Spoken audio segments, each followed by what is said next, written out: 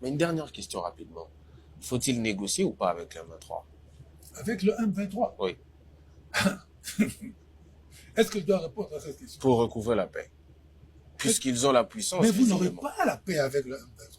Même si vous négociez avec eux, vous n'aurez jamais la paix. Être sous la botte des étrangers, c'est la paix. C'est quoi cette paix-là? M23 n'existe pas. M23, c'est Kagame, ok, qui veut conquérir une partie du pays. Première hypothèse. Deuxième, l'ensemble du pays. Mettre ici à Kinshasa quelqu'un qui va faire ce que lui veut.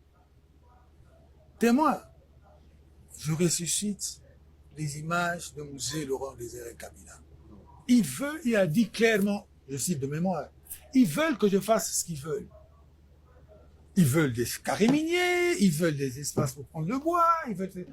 Tous, M23, tout ici sera rwandanisé. Vous serez leurs esclaves. La télévision ici, elle va appartenir à un patron rwandais. C'est ce qu'ils veulent. On ne domine pas un peuple pour l'émanciper. On vient dominer un peuple pour l'écraser. Et c'est le projet du M23. Dites-le, répétez-le. J'ai rien contre XY Congolais qui est parti là-bas. Non, je parle du M23. Le M23, le projet du M23, c'est de faire de nous des esclaves. Et ça, nous ne pouvons pas l'accepter. Et ça, celui qui ira négocier avec le M23, ça veut dire quoi? Ça veut dire qu'il accepte qu'on nous piétine. Ça veut dire qu'il accepte que nous rentrons dans une époque coloniale avec des voisins. Mais ça, je ne peux pas l'envisager. Non, nous devons nous battre. Faisons seulement l'effort de trouver les conditions qui vont faire que nous nous battrons mieux. C'est ce que je reproche aujourd'hui qui n'est pas fait. Si vous voulez vraiment comprendre le fond de ma pensée. Est-ce que nous faisons tout ce qu'il faut pour mieux nous battre? Est-ce que nous le faisons? Je m'excuse, je réponds non.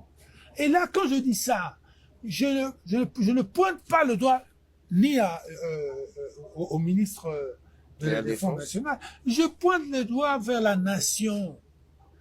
Vous êtes un opposant. Quand vous avez un tel comportement, pensez-vous que ce comportement-là va dans le sens d'aider ceux qui sont en responsabilité de gagner la guerre?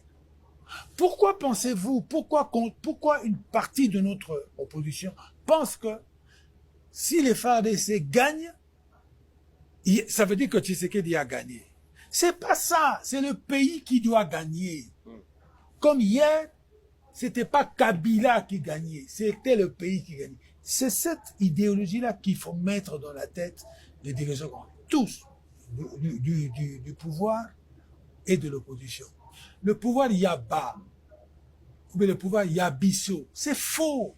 Merci. Ça va pas construire le Congo. Au contraire, ça va tuer le Congo. Sortons de ça, et le plus vite possible, parce que nous avons déjà l'ennemi chez nous.